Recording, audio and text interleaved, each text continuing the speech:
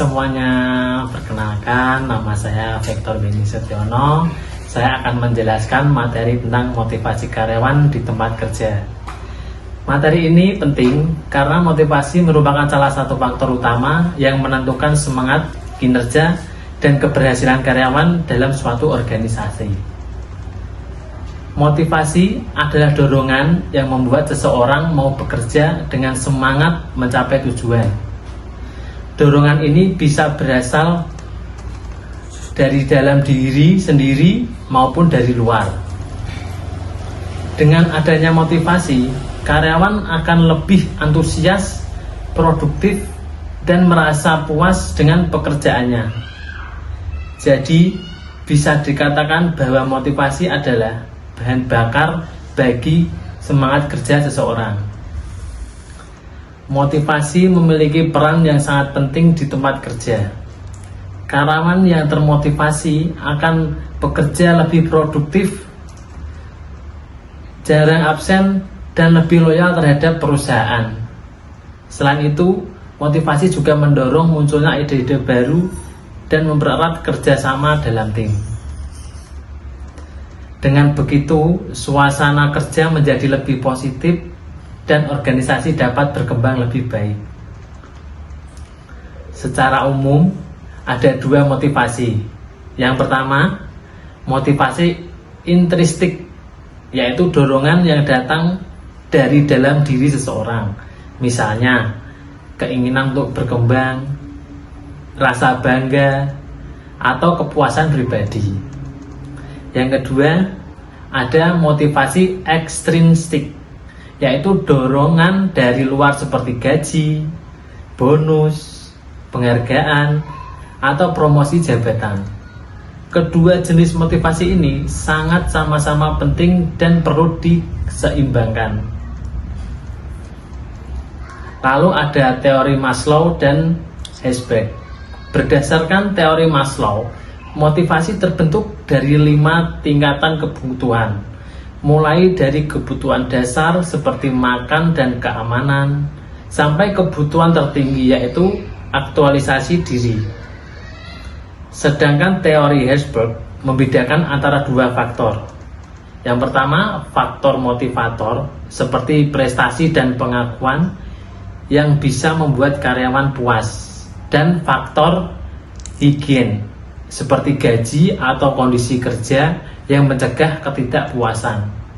Artinya, perusahaan harus memperhatikan kedua hal ini agar karyawan tetap semangat. Menurut McClelland, ada 3 kebutuhan utama yang mempengaruhi motivasi seseorang, yaitu kebutuhan akan prestasi, kebutuhan untuk berpengaruh, dan kebutuhan untuk diterima oleh orang lain. Sementara dari teori Fromm menjelaskan bahwa seseorang akan termotivasi jika ia yakin kerja kerasnya akan menghasilkan kinerja yang baik dan kinerja itu akan memberikan imbalan yang diinginkan. Jadi, persepsi terhadap hasil kerja juga sangat berpengaruh pada motivasi. Ada beberapa hal yang bisa mempengaruhi tinggi atau rendahnya motivasi dalam karyawan, seperti gaya kepemimpinan, sistem penghargaan, lingkungan kerja, dan hubungan antar rekan. Selain itu, kesempatan untuk berkembang juga sangat penting.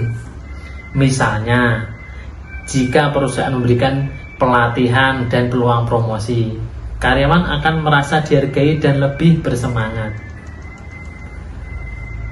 Ada beberapa contoh penerapan di tempat kerja. Yang pertama, misalnya di PT Telkom Indonesia, ada penghargaan rutin bagi karyawan berprestasi. Lalu di Gojek, karyawan diberikan kebebasan untuk berinovasi dan mengembangkan ide baru. Lalu di hotel atau restoran, motivasi bisa ditingkatkan lewat bonus performa dan lingkungan kerja yang nyaman. Contoh-contoh ini menunjukkan bahwa motivasi bisa dibangun lewat banyak cara sesuai budaya dan karakter perusahaan.